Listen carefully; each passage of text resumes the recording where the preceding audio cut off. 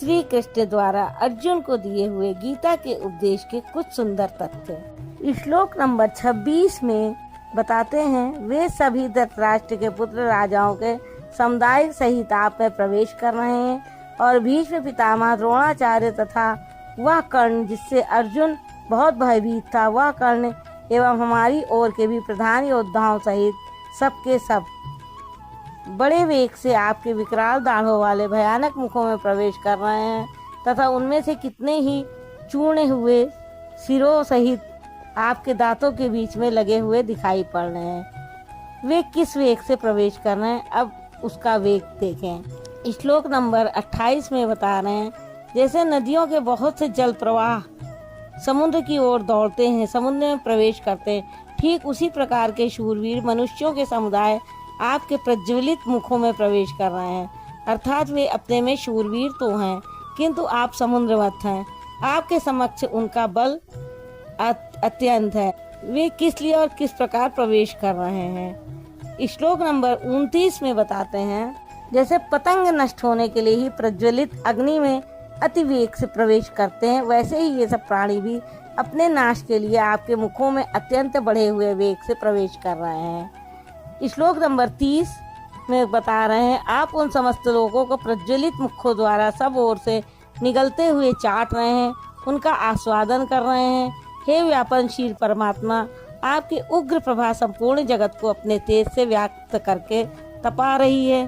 तात्पर्य है कि पहले आसुरी संपत्ति परम तत्व में विलीन हो जाती है, उसके पश्चात दैवी संपत्ति का कोई प्रयोजन नहीं रह जाता, इसलिए वह भी उसी स्वरूप में विलीन हो जाती है। अर्जुन ने देखा कि कौरव पक्ष तदंतर उसके अपने पक्ष के योद्धा श्री कृष्ण के मुखों में विलीन होते जा रहे हैं। श्लोक नंबर 31 में अर्जुन पूछ रहे हैं, मुझे बताइए कि भयंकर आकार वाले आप कौन हैं। हे देवों में श्रेष्ठ, आपको नमस्कार है। आप प्रसन्न हो आदि स्वरूप, मैं आपको भली प्रकार जानना चाहता हूँ, क्योंकि आपकी प्रवृत्ति अर्थात चेष्टाओं को नहीं समझ पा रहा हूँ।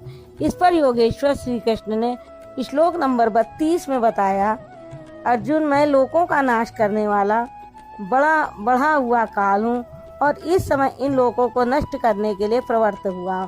प्रतिपक्षियों की सेना में स्थित जितने योद्धा हैं, वे सब तेरे बिना भी नहीं रहेंगे, वे जीवित नहीं बचेंगे, इसीलिए प्रवृत्त हुआ हूँ। श्लोक नंबर 33 में श्री कृष्ण जी कहते हैं, इसलिए अर्जुन, तुम युद्ध के लिए खड़े हो, यश प्राप्त करो, शत्रुओं को जीत, समृद्धि संपन्न राज्य को भोग, ये सब शूरवीर मेरे द्वारा पहले से ही मारे हुए हैं, तुम केवल निमित्त मात्र बनो। श्लोक नंबर 33 में बताते हैं, इसलिए अर्जुन, तुम युद्ध के लिए खड़े हो, यश प्राप्त करो।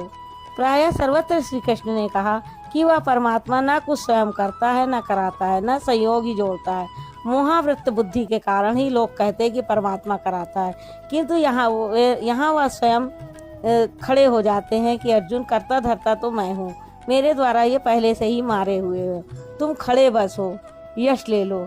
यहाँ गीता में तीसरी बार साम्राज्य का प्रकरण आया। पहले अर्जुन लड़ना नहीं चाहते थे, उन्होंने कहा कि पृथ्वी के धन धान्य संपन्न अकंटक साम्राज्य तथा देवताओं के स्वामीपन अथवा त्रैलोक्य के राज में भी मैं उस उपाय को नहीं देखता जो इंद्रियों को सुखाने वाला मेरे इस शोक को दूर कर सके। जब तड़पन बनी ही रहेगी तो हमें नहीं चाहिए। योगेश्वर ने कहा, इस युद्ध में हारोगे तो देवत्व और जीतने पर महामहिम की स्थिति मिलेगी। और यहाँ 11वें अध्याय में कहते हैं कि ये शत्रु मेरे द्वारा मारे गए हैं, तुम निमित्त मात्र भर बन जाओ, यश को प्राप्त करो और समृद्धि राज्य को भोगो। फिर वही बात जिस बात से अर्जुन चौंकाता है, जिससे वह शोक मिटता हुआ नहीं दिखाई पड़ता। क्या श्री कृष्ण फिर भी वही राज्य देंगे?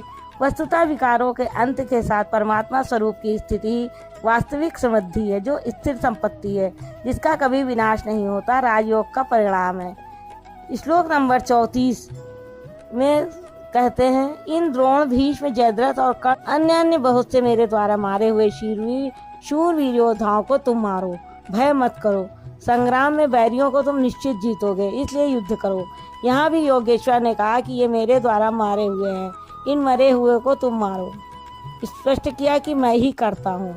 वस्तुतः प्रकृति और उस परमात्मा पुरुष के बीच एक सीमा रेखा है। जब तक प्रकृति के परमाणुओं का दबाव अधिक रहता है, तब तक माया प्रेरणा देती है, और जब साधक उससे ऊपर उठ जाता है, ईश्वर इष्ट अथवा सद्गुरु के कार्य क्षेत्र में प्रवेश प्राप्त कर लेता है। उसके बाद सद्गुरु इष्ट हृदय से रथी हो जाता है। आत्मा से जागृत होकर उस अनुरागी साधक का स्वयं पथ संचालन करने लग जाता है।